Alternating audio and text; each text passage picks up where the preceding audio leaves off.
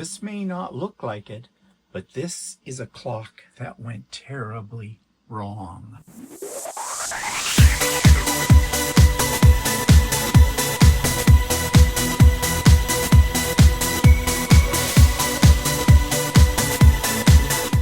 Good morning, everybody. It's Stephen here for Bland Designs and the Idiot Quilter, and welcome to my weekly vlog. It is vlog number 416 for July the 21st, 2025.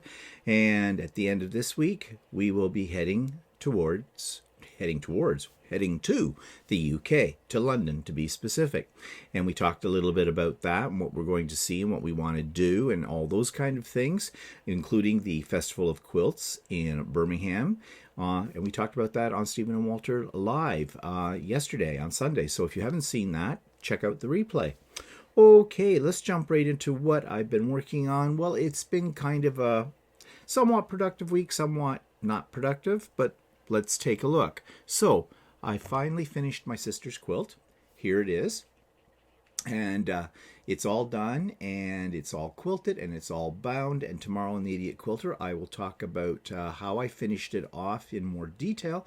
But I did deliver it to my sister on Friday, and along with a couple of pillow shams, because she wanted a couple of matching pillow shams. So I didn't take a picture of the shams, but basically what I did was I put the star block in the center and bordered it with some of the other fabrics that are in the quilt. And she seemed to be very, very happy with the overall finished product. So that made me happy as well. And now I'm sort of in between projects. I didn't want to get started on anything new because, of course, we're leaving in 6 days for the UK.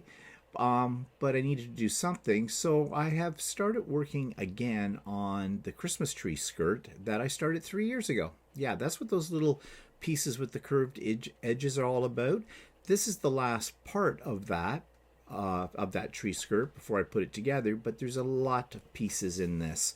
Long blade pieces and things. And again, tomorrow on the Idiot Quilter, I'll talk a little bit more about that in detail. And the piece beside it that looks like sort of like a whole bunch of scrap fabric sewn together, and that's exactly what it is. These are orphan blocks, and I don't know why I thought this yesterday, but I dug out these old orphan blocks. I put them on my embroidery machine and did some embroidery design on them, as you can see there. And then I backed them with a piece of soft and stable, and I went to the sewing machine, the domestic sewing machine, and did all of this ladder stitching around all the seams of all the pieces. And I think it might make an interesting bag. I'm going to make another one of these squares, and then I'm going to transform them into a bag. So it'll be a bit of a kind of like a crazy quilt kind of idea. I don't know. It's one way to use up some of your orphan scraps.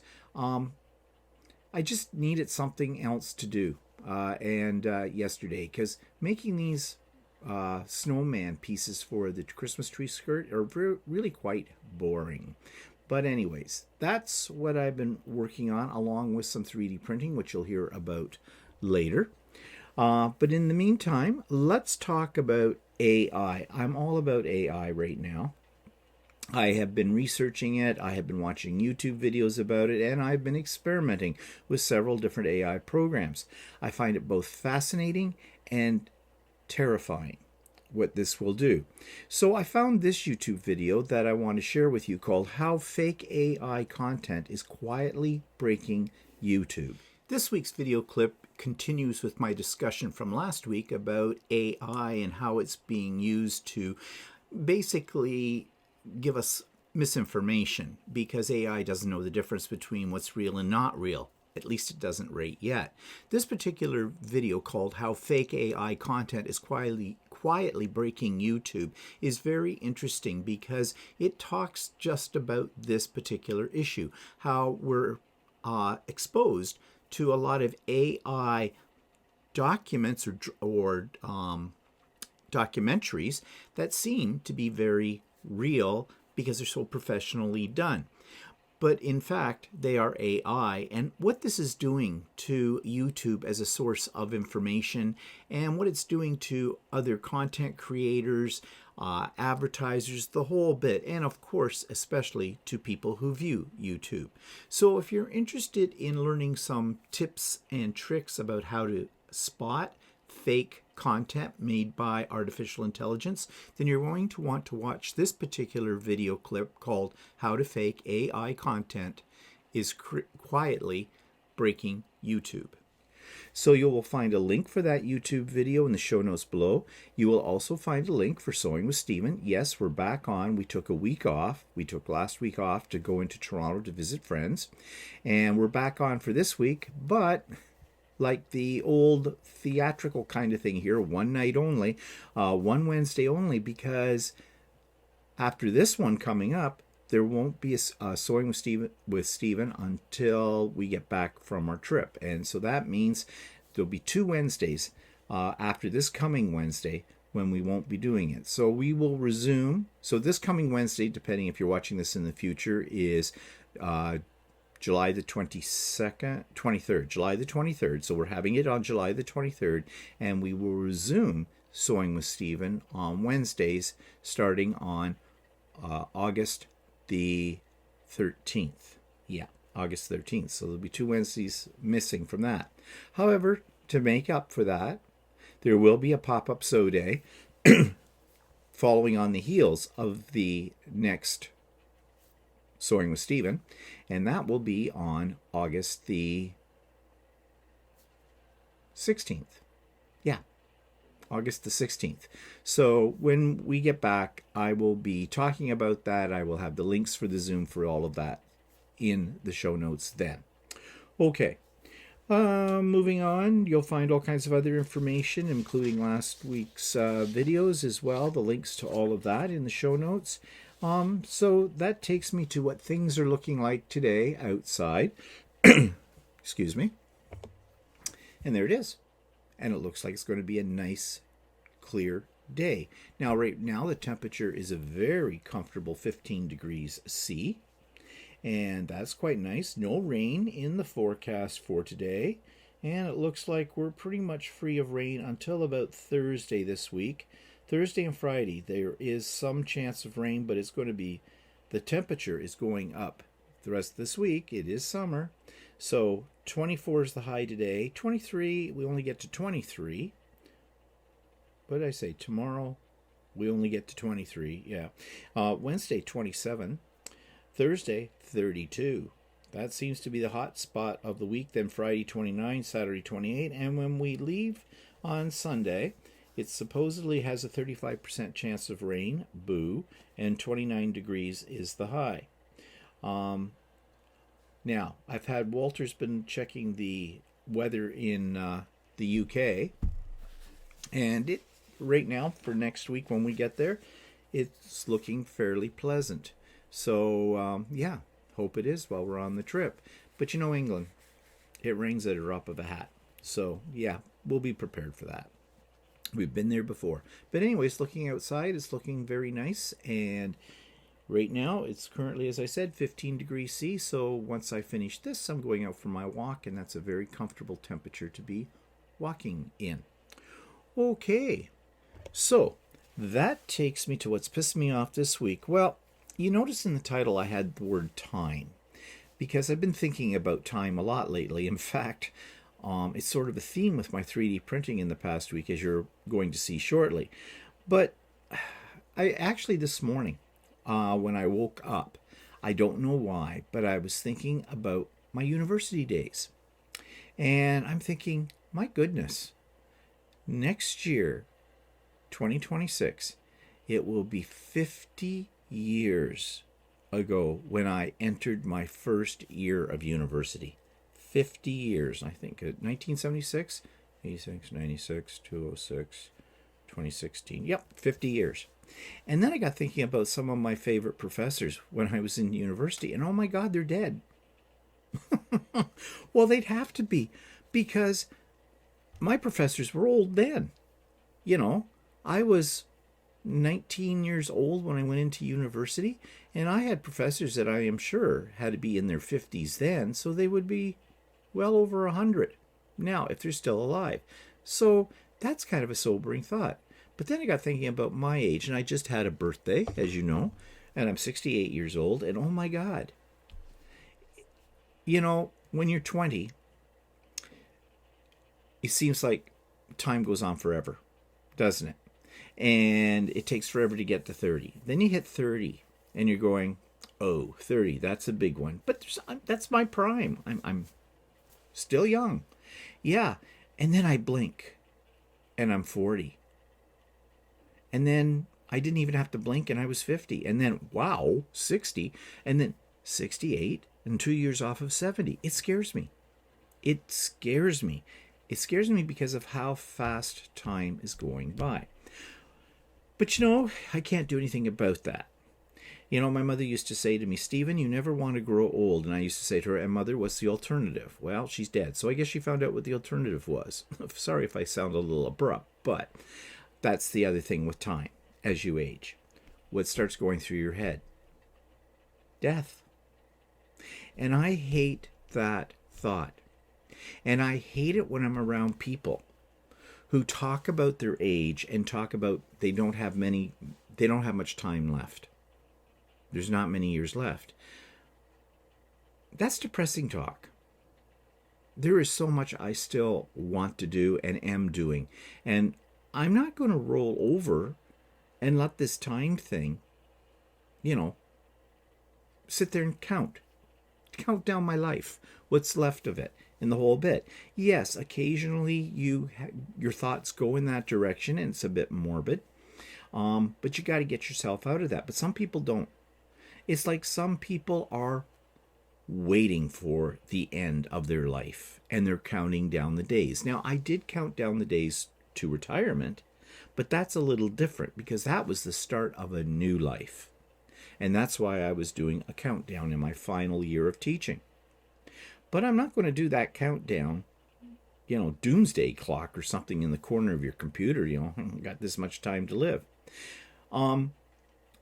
When we went to visit friends in Toronto last week, one of our friends was talking about the fact that he had just arranged his funeral and his burial plot. And maybe I'm a little naive, but I don't like to think about those things. Quite frankly, I don't care when I go because I'm not going to know. And yeah, other people can worry about it. Now, here's the other thing. We're made to feel guilty about the time we have left, and by television commercials and things on the internet that tell us you should be planning ahead because you don't want to leave your loved ones in the lurch. Wait. It's my life. Now maybe I say that because the only family I really have is Walter. My parents are gone. His parents are gone. I mean, we still have some siblings. That's fine, but they have their own lives. Yeah, I have my nephews and nieces, but let's face it, I'm not leaving them anything. I tell them I'm going to write them out of the will, but I'm going to spend it all. Not really. They'll get something. But that's not a priority for me. I made my own way in life. I never, ever in my life ever thought about an inheritance. Well, I never thought I'd have one. Actually, I did get a little bit. But I never thought I'd have one because my parents weren't good with money and that kind of thing. So I never worried about that kind of stuff. I worried about myself when it came to it. And you want to know something? If there is something, my will is set up in such a way that if there is something there, fine, they can have it. Do with it what they will.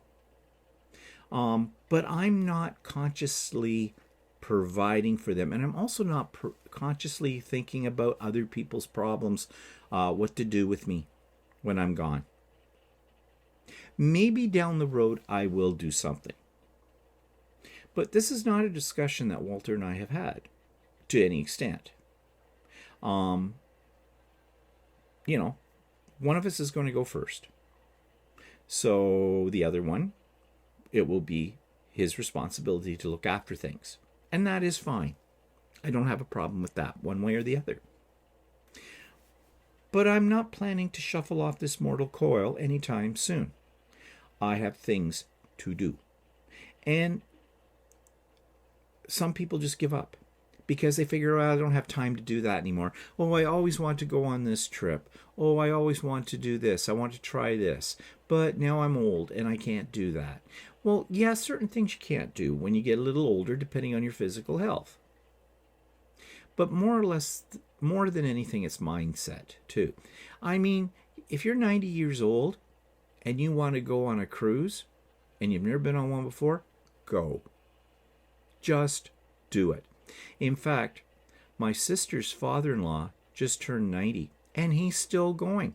He and his wife, they have a timeshare in Mexico. They go every year, look forward to it, and he's already got this next coming year planned to do the same again. So this is a man this man has had tongue cancer. He had part of his tongue removed and that kind of thing, and he's still going strong. Sure, he's a little bit more feeble than he was when he was half that age, but then that's just the nature of aging. But he's not giving up. And I said to my sister, I said, he's really an inspiration, when it comes to living your life, because he hasn't given up, nor his wife, who's in her late 80s. They're still doing things. They're still seeing people. They're still going out for dinner. They're still traveling. All these kind of things. So, yeah, that's the way I want to be.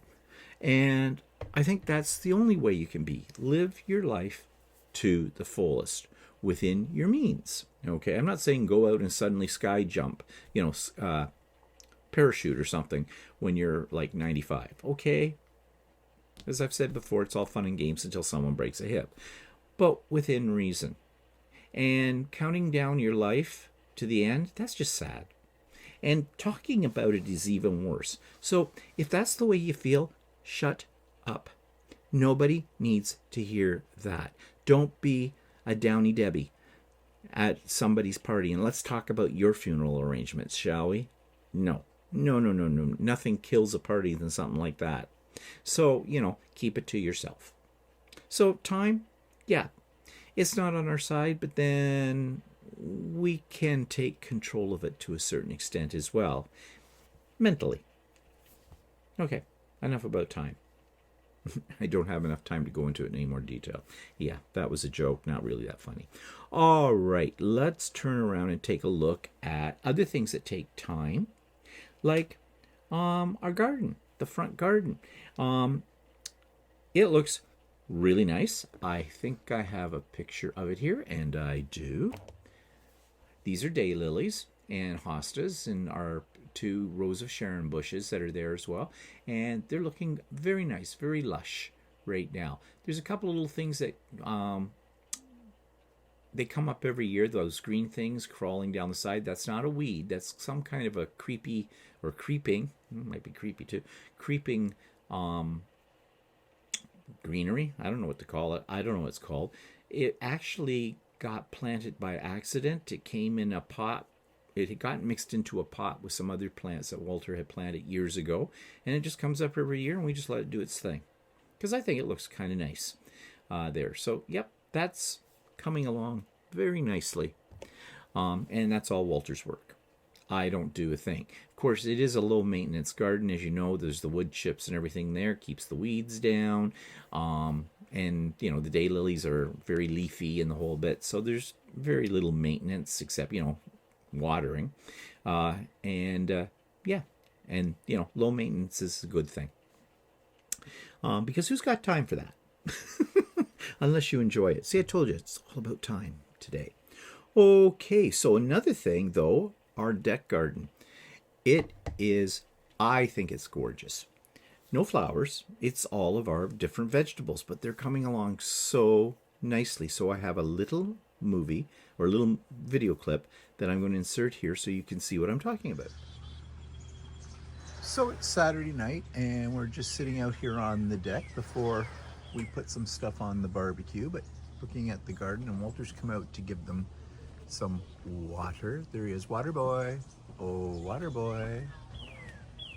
But they look quite nice. I like this time of year when everything's coming up and looking really green and everything. We've had already tomatoes off of our plants, cherry tomatoes. And we've had peppers too, but some of these peppers came from indoors, as I mentioned before, like this plant. But they're doing pretty well out here. And our cucumber has some cucumbers on it as well. So looks very, very nice. And Walter keeps everything nice and watered. He's a good gardener. Well, most of there's 3 plants here that really need to be kind of watered every day. The other ones are all okay.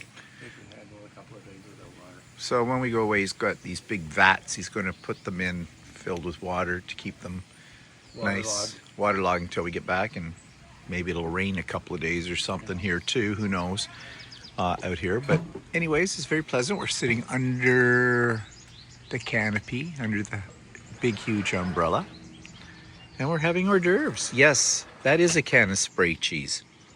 Don't judge me. And a few of you have asked what do we do with our outside garden when we go away. Well, Walter has these great big huge vats. You know, the kind of thing that you see in a restaurant, busboys cleaning off tables and put all the stuff in. He bought several of those. He puts all the pots into that because they have like holes in the bottom and they'll suck up the water, and he fills them to the brim with water, and that does it. They sort of self-watering while we're gone. And hopefully there'll be a little bit of rain as well while we're gone, so they'll be fine. We've done this before. They usually survive. We might come home and they might look a little wilted, but once they've had some fresh water, they spring right back up. And when we get back, we'll probably have a lot of tomatoes as well, unless the squirrels get them. The little buggers, they just love our tomatoes. And you can see them right now. They're looking at them going, too green for me. Yeah, but they're licking their lips in anticipation. And the little buggers take one bite of a tomato and leave it on our banister, on the railing of the deck, just to let us know, ha, beat you. Have you heard about squirrel soup? If we catch you, you little varmin. But anyways, okay, so that takes me to something else about time. I have been working on 3D printed clocks. I don't know why. Oh, I do know why. Because I had a cheap dollar store clock on the wall in the Lucy room. And the other day, it fell off the wall. And it broke. It's just cheap plastic, but it broke. So I thought, well, okay, end of that. I thought, whoa, I wonder if I can 3D print one. Well, yes, I can. So I'm going to show you what I've been printing. I'm still experimenting. Well, I don't know. I think I'm getting out of the mood for printing these things right now. But this one's a wall clock. Picture's a little crooked. I actually stole the guts out, the clockworks out of the one that broke and inserted them in this one, but they don't work. It's not keeping time. But I have a solution to that, which I'll talk about in a moment. I made this one because, you know, I love Bamboo Labs 3D printers, so I made a bamboo clock, and it hangs on the wall near my second one, and it's keeping time quite well. And then this little desk clock, sort of ultra modern. It's not doing bad. It's working pretty well too. Now, you know, there's no numbers on this. You kind of guess it's more of a decor item, but I just thought it was kind of a neat shape, so I thought I'd print it. And the hands on it are a little bit too big, but that's okay. And do I have any more? Yes. Okay. This one, there's a story with it. I saw this and I thought, isn't it cute? A lot of pieces to print, but most of them snapped together. Some of them I had to glue. And I had a devil of a time putting it together, mainly because I put it together backwards. Yeah, there weren't any instructions. There was a video that was at fast speed. I had to slow down the video. And there's no talking in it. And they're just showing you this. And it's badly done video because someone took it with their cell phone. And most of the time they're out of frame. So, yeah. So I did get it together. Does it work? No, it does not work. Okay. The clockworks in it do not work. But you want to know something? I don't care. It's a decorative piece. I am not going to reprint the pieces and put it together properly. It's not worth the effort. But it is cute. It's called the Time Wizard. So there's that. And do I have any more? No, I don't. But one of the problems I was having making these clocks is you need clockworks, right? The inner guts for all of this. So I went on to Amazon, as one does, and I bought what you see here. Actually, the kit that I bought had 4 of the clockworks and came with about half the number of hour and minute hands and second hands. So I ordered a second set. Now, in a minute, you're going to say, are you crazy? Because these are cheap, really cheap. And what I mean by that is cheaply built. They obviously have come from someplace in China, because when I opened up the box they came in, there were Chinese instructions and broken English, really badly broken English. And I had a lot of problem getting these things to work. I had a problem getting hands to fit on it. I was making hands for the clock, like the hour and the minute hand, on the 3D printer. I spent probably half a day trying to get them the right size to go on that. And like I said, 3 out of 4 of them did actually work. No, 2, 3, 2. Yeah, 2 out of the 4 worked. 1 wouldn't do anything no matter what, and actually pieces of it fell off. I tried to fix it. That didn't work out. And then the other one, which is the one I put in the Time Wizard, well, something got screwed up there, and I don't know if it was me or if it's the Clockworks itself. But being an idiot, because I'm working on another clock, I bought another box of these. More hands in this one, though, as you can see. So we'll see how this box works out.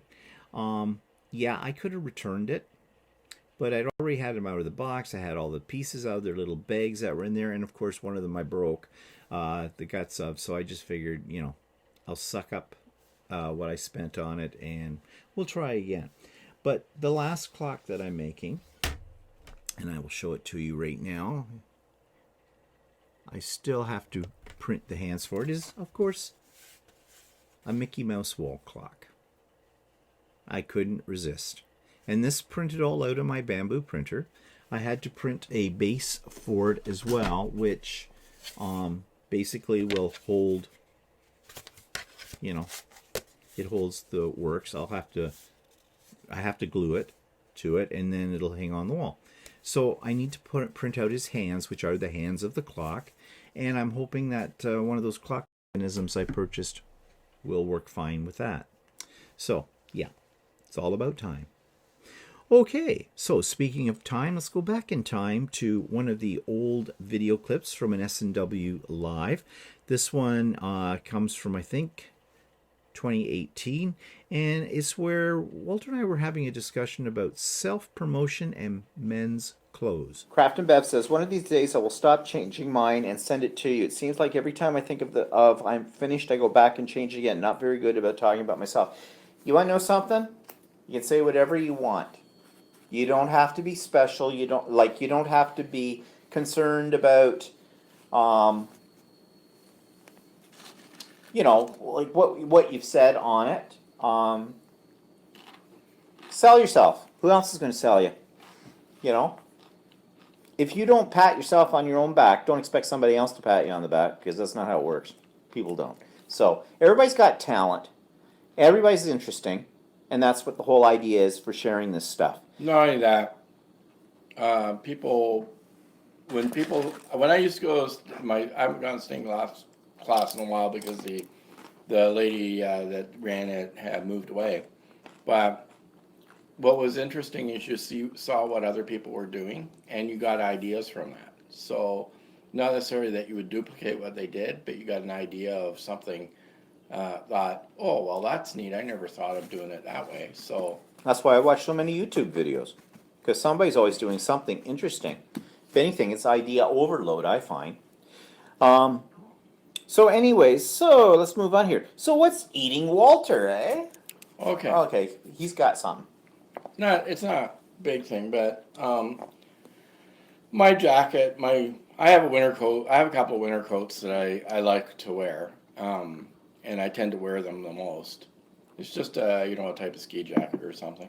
So usually this time of year, because I'm cheap, I usually look at for the end of line stuff that, you know, they're clearing out. So I look around to see if there's anything for a good buy or whatever. So I go to a couple of stores and I tried on their jackets. And I saw a couple of jackets I really liked and I tried them on. And now I have skinny arms for a man. And this jacket I tried on, I could not get my arm into the arm. It was too tight. And I was thinking to myself, okay, my arms aren't that fat. How will a normal sized man put his arm into this thing? Well, it's probably why they still have a lot of them out on the rack. I don't understand these manufacturers and how they make these things anymore. No, maybe it's just because I'm an old fart and I'm trying Well, you are that. on stuff that young people might be wearing. But I don't understand how some of these manufacturers make these products that you just can't get into. Well, And that's happened for a while now, in that almost all the shirts in the menswear section are slim fit. Unfortunately, yeah, they're we're not slim fit. And so it's really difficult sometimes to buy clothes anymore. Actually, they shouldn't call it slim fit. They should call it anorexic slim, Anorexic, because that's what they are. But you see some of these young guys in their 20s, they're like bean poles. They're just a stick. And that's what all those But clothes I've are seen geared lots towards. of guys in their 20s that aren't bean poles. I know, so where are they getting their clothes? Well, the problem is they can probably buy clothes. Well, when I go in to buy jeans, like at Mark's Work Warehouse, something like that, I have to try them on because a 34 in this brand fits like a 36 in this brand or whatever, and it's all weird. Or they're all cut funny, like they feel uncomfortable. So you got to try them on. It used to be you could walk into a store, yeah, this is my waist, this is my inseam, bang, got a pair of jeans, no problem with it. Wasn't like buying dress pants. Dress pants you usually. And actually, I was in a store a little while ago and I picked up 2 pairs of pants. They had supposedly on the outside the same waist size. When I tried them on, they both fit differently, and it was the same brand, and it was just different color, and they were completely different fit. So it was like there was no standard in making these. Well, the other thing too is the way that they make these pants. You don't know whether you're putting on weight or not putting on weight anymore, unless you get on a set of scales. Because, and I find that kind of like, oh, well, wait, I bought a new pair of jeans 6 months ago, this size, they fit well, I haven't put on any weight, suddenly it's psychological. It's playing with your mind on there. Of course, buying clothes, men's clothes, I don't know what it's like for women, but women seem to have a whole lot more of a selection of clothes. I know things with sizes like a 0. Who the hell wears a 0? Okay, so events in the past week. Well, we talked about this in detail about going out to dinner in Toronto to a very, very ritzy restaurant. Our friends took us to. It was a lovely time. It was a lovely dinner, and that was for 4 people, about $650 before tax and tips. Yeah. And so if you want to hear all about that, we did discuss it on Stephen and Walter Live, so check out the replay on that. But I will say that it was nice to go and experience this restaurant. Will we be back? Probably not, simply because, yeah, it's a lot of money. It's overpriced. It is overpriced, but the food was good. And it was very nice of our friends to do this for us. It was a gift from them, so that was very, very nice. And anything else last week that happened? Can't think of anything. So coming up, of course, is our trip to the UK, which I've already talked about. Now, what are we going to do about our videos while we're over there? We're making them. There won't be a vlog. There won't be an Idiot Quilter episode or a So Chatty or Stephen and Walter Live. So there'll be no Stephen and Walter Live next Sunday or the Sunday after that. But we will be doing the same thing as we've done on all of our trips. I will be trying to post one video every day of the trip to show you kind of a summary of what we have done that day. Also, we will try to do at least one live, but when that will be scheduled, well, it won't be. It will be impromptu. Usually when we do them, they end up being at the end of the day. And of course, we will be on English time when we're there. So if you're in the Eastern time zone as I am right now, that's 5 hours into the future. From there, you'll have to figure out time zones on your own for yours because, yeah, everybody's from everywhere. But we will do one, and just if you press the bell icon, you may or may not get a notification when we put up a live. That bell icon never works for me, so I don't know. And I've heard other people say similar things about it. It's hit and miss. Anyways, that's the plans for videos. So check the channel while we're away, and so you can stay abreast of what we're doing in London and in Birmingham.